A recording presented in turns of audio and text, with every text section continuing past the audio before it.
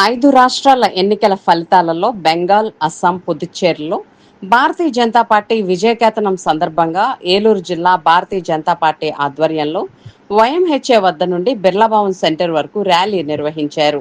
అనంతరం స్వీట్లు పంచి నినాదాలు పలికారు. జిల్లా అధ్యక్షులు విక్రమ్ కిషోర్, అంబికా కృష్ణ, సుధాకర్ కృష్ణ ముఖ్య అతిథులుగా పాల్గొన్నారు.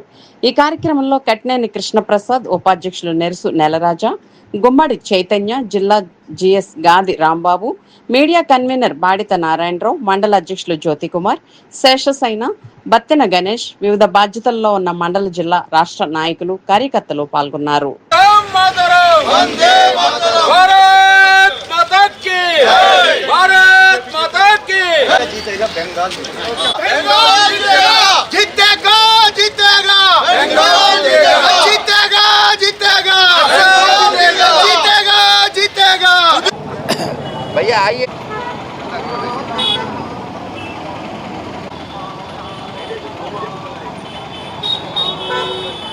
ఏదైతే దేశంలో జరిగినటువంటి 5 రాష్ట్రాల ఎన్నికల ఫలితాల సరళిని కనుక ఒకసారి గమనం చేసుకుంటే ఈవేళ దేశంలో చాలా స్పష్టమైనటువంటి మార్పు దిశగా ఓటర్లందరూ కూడా యావత్తు భారత ప్రజానికం ఆలోచిస్తూ ఉందనే దానికి ఉదాహరణ ఈవేళ ఉన్నటువంటి ఎన్నికల ఫలితాలు.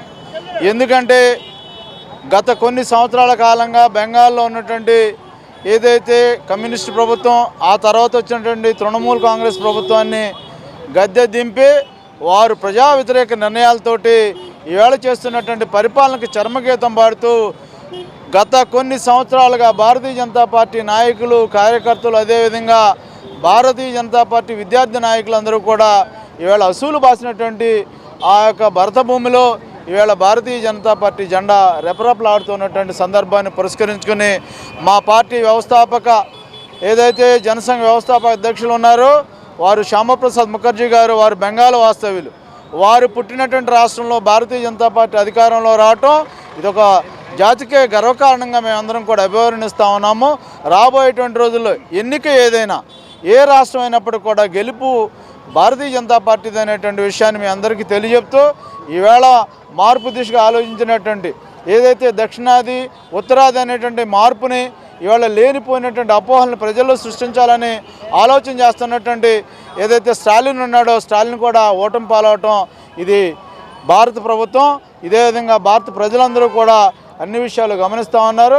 ఈ విషయం పట్ల భారతీయ జనతా పార్టీ యావత్తు ఓటర్లందరికీ, భారత ప్రజానికానికి శుభాకాంక్షలు తెలియజేస్తూ నా వెనుకున్నటువంటి మిత్రులు మాజీ శాసనసభ్యులు అంబికా కృష్ణ గారు మాట్లాడతారు. అద్భుతమైనటువంటి విజయాన్ని ఈరోజు సాధించాం. పశ్చిమ బెంగాల్లో మనం విజయకేతనం ఎగరవేశాం.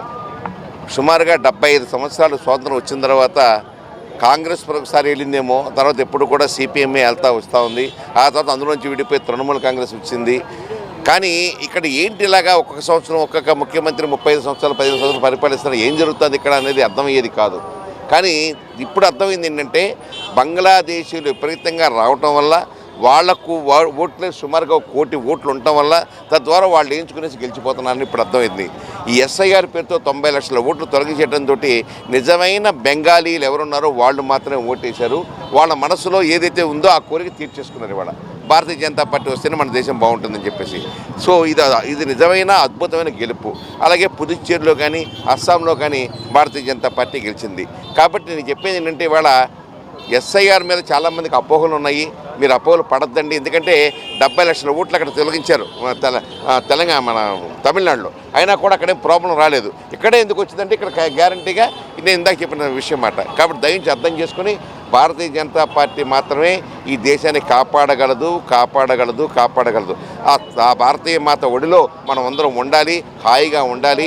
ఈ యొక్క ఆలోచన విధానాన్ని కానీ అటు అమిత్ షా గారు కానీ, మోడీ గారు కానీ, నితిన్ గారు కానీ వాళ్ళ ముగ్గురు ఆలోచనతో అద్భుతమైన విజయాన్ని సాధించాం. రేపు రాబోయే ఉత్తరప్రదేశ్ ఎన్నికల్లో కూడా ఇదే జరగబోతోంది, అందులో డౌటే లేదు. ఖచ్చితంగా భారతీయ జనతా పార్టీ మరొక 20 సంవత్సరాల పాటు దేశాన్ని పరిపాలిస్తుందంటే సందేహం లేదంటూ జై భారత్.